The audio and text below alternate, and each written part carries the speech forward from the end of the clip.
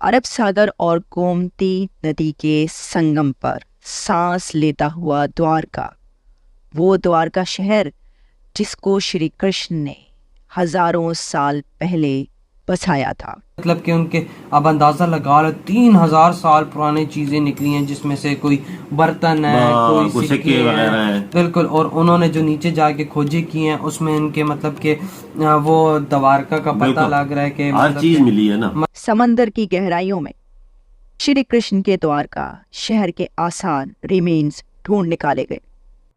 जो एंड में बता रहे थे जो प्रोफेसर हैं, उन्होंने इसकी रिसर्च की और कुछ जो रिलेटेड पता चला कि वाकई में एक नगरी थी। महाभारत में द्वारका सिटी को कृष्णा का सिटी कहा गया है। Dwarka city under water submerged कैसे हुआ? जाहिर बात है, जो सुनने वाला होता है उसको शौक भी लगता है और एक किस्म का उसको अच्छा भी लगता है। बहुत पुराना है ना बाबा, इसमें कोई शक नहीं, हजारों साल पुराना है। लॉर्ड कृष्णा ने जब ये बनाया सारा द्वारका, मतलब एक बहुत पीसफुल सी जगह पे थी और बहुत खूबसूरत थी। मतलब किस तरह भी वो कहते हैं, उसकी जो मजबूत दीवारें हैं वो भी खड़ी हैं शायद। मजीद एक्सकेवेशन के बाद 3 टेम्पल्स और निकले, लेकिन इसके बाद नीचे से एक खुफिया रास्ता, सीक्रेट कॉरिडोर भी निकल आया। एक ऐसा पैसेज भी निकल आया जो कि लग रहा था कि ये छुपा कर बनाया गया है।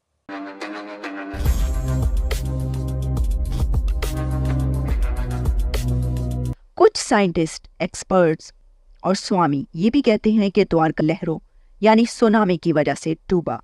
कुछ ये भी कहते हैं कि ऐसा तूफान जो किसी जंग की तबाही की वजह से आया, उसको भी आप सुनामी ही कह सकते हैं। कृष्णा ये पहले ही कह चुके थे कि अगर वो इस दुनिया में ना रहे तो उनकी द्वारका सल्तनत को कोई और ना बचा सकेगा और ये डूब जाएगा।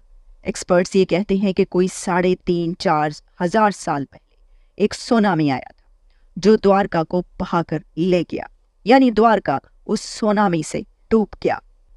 श्री कृष्ण अपने लोगों को मथुरा से द्वारका लाए थे।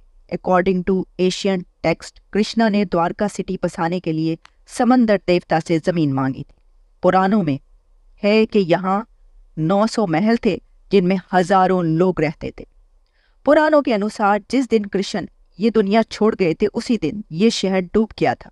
श्री कृष्ण ने इस सिटी में 100 साल गुजारे थे, 100 ईयर्स। एक शिकारी ने श्री कृष्ण के पांव पर गलती से तीर चला दिया था और उसके बाद उन्होंने इस दुनिया को छोड़ दिया। उसी वक्त कलयुग की शुरुआत हुई थी। डॉक्टर राजीव निगम का कहना है कि पानी में डूबे शहर द्वारका को खोजने का काम पहले मंदिरों की खुदाई से शुरू हुआ था। पहली बार 1960s में ये खोज लगाने की कोशिश की गई। महाभारत के 3 चैप्टर में है कि जब कृष्णा ये दुनिया छोड़ गए तो समंदर ने कृष्णा को दी गई जमीन वापस ले ली। दक्कन कॉलेज पूना ने 1960s में पहली एक्सकेवेशन की। फिर 1979 में आर्कियोलॉजिकल सर्वे ऑफ इंडिया ने एक और एक्सकेवेशन, जहाँ एक्सपर्ट्स को कुछ पोट्री 2nd मिलेनियम BC की मिली, कोई 2000 साल पहले के वक्त को स्टैब्लिश कर रहे थे। Under water stone structures, blocks मिले। हकीकत यह है कि सबमर्ज्ड सिटी ऑफ द्वारका को समंदर के नीचे तलाश करने से पहले द्वारका टेम्पल से खुदाई की शुरुआत की गई थी। दक्कन कॉलेज पूना ने एस्टैब्लिश किया कि मॉडर्न द्वारका कम से कम 2000 साल पुराना है, लेकिन ये अभी एक एक्सकेवेशन थी। आर्कियोलॉजिस्ट ने एक एक्सकेवेशन स्टार्ट की और इसके लिए मंदिर के पास की बिल्डिंग्स को डिमोलिश करना पड़ा। ये एक बहुत बड़ा काम था। बिल्डिंग डिमोलिश करने पर उनको एक स्टोन प्लेटफॉर्म मिला। आर्कियोलॉजिस्ट ने इसके नीचे मजीद खुदाई करने के लिए इसको रिमूव किया तो इसके नीचे से जा निकला विष्णु का टेम्पल, जो कि 9th सेंचुरी का था। और जब इस टेम्पल की फाउंडेशन को भी एक्सकेवेट किया गया तो नीचे से एक और टेम्पल निकला। मजीद एक्सकेवेशन के बाद 3 टेम्पल्स और निकले, लेकिन इसके बाद नीचे से एक खुफिया रास्ता, सीक्रेट कॉरिडोर भी निकल आया। एक ऐसा पैसेज भी निकल आया जो कि लग रहा था कि ये छुपा कर बनाया गया है। इस पैसेज का जिक्र पुराणास में भी है और हैरान कुन ये था कि इस सीक्रेट पैसेज, खुफिया रास्ते श्री द्वारकाधीश टेम्पल तक जाता था। पहले द्वारका का टाइम कोई 3 से 4 हजार साल पुराना बताया गया, जबकि 8वां और मौजूदा द्वारका कहा गया कि ये कोई 16th सेंचुरी में शुरू किया गया होगा।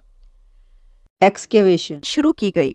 समंदर के अंदर द्वारका ढूंढने का काम 1980s में स्टार्ट किया गया।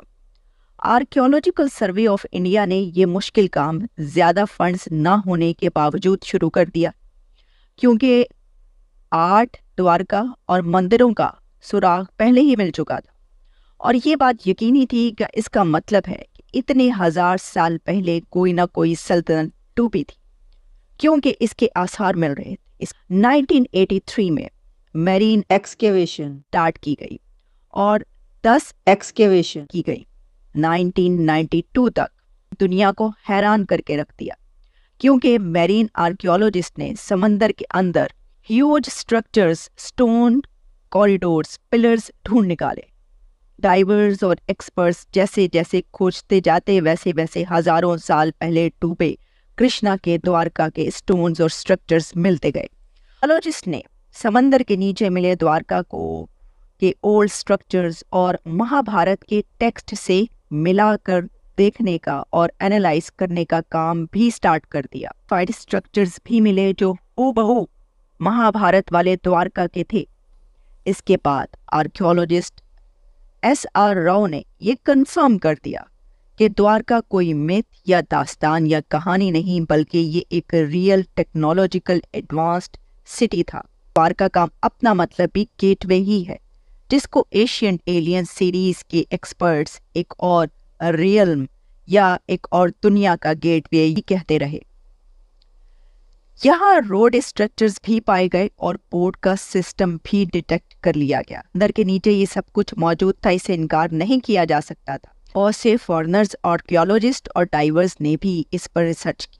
लोगों का कहना है कि अब इसको मिथ या माइथोलॉजी नहीं कहें, बल्कि ये भारत की जीती जागती हिस्ट्री है, जो 6000 साल, 5000 साल, 9000 साल भी ज़्यादा पुरानी हो सकती है, क्योंकि समंदर के नीचे द्वारका का कोई 6000 साल पुराना स्ट्रक्चर बताया जाता है। लॉर्ड कृष्णा और मतलब उनके जो साथी थे उन्होंने मतलब कि ये भगवान है इंडिया मतलब कि हिंदू धर्म के, और उन्होंने 36 साल वहाँ पे फिर राज किया, फिर वो डूब गए। और अभी मतलब कि उनके अब अंदाज़ा लगा लो 3000 साल पुरानी चीज़ें निकली हैं, जिसमें से कोई बर्तन है, कोई सिक्के वगैरह है। बिल्कुल। और उन्होंने जो नीचे जाके खोजें की हैं उसमें इनके मतलब कि वो द्वारका का पता लग रहा है कि हर चीज़ मिली है ना, मतलब हाँ उससे रिलेटेड हर चीज़ मिले कि हाँ भाई है। 3000 साल पहले, बहुत लंबा अर्सा, बहुत तब उसकी भी बर्तन सिक्के विक्के मतलब कि अभी भी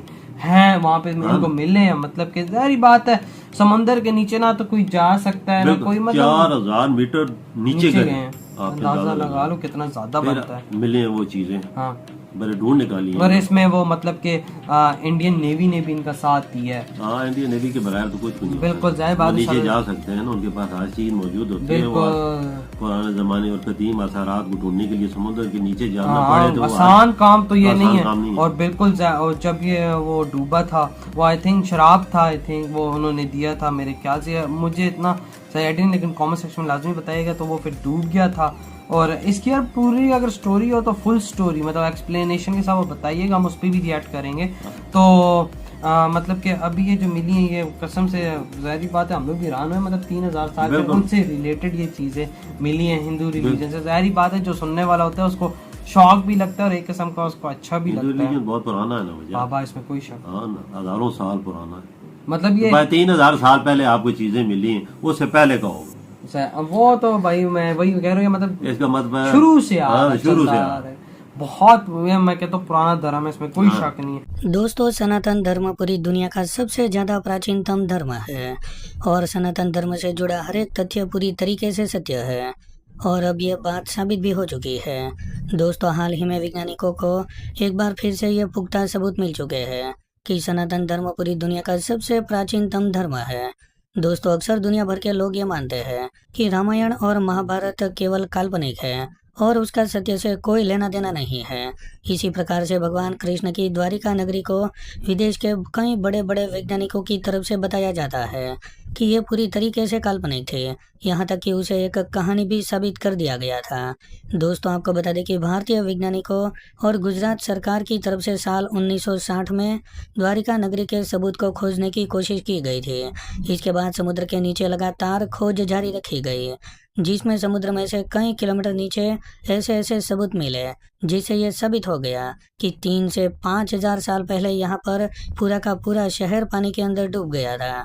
दोस्तों, आप इसी बात से अंदाजा लगा सकते हो कि हाल ही में किए गई खोज में समुद्र के नीचे बहुत ही पुराने बर्तन, वहीं कई प्रकार की मूर्तियां मिली।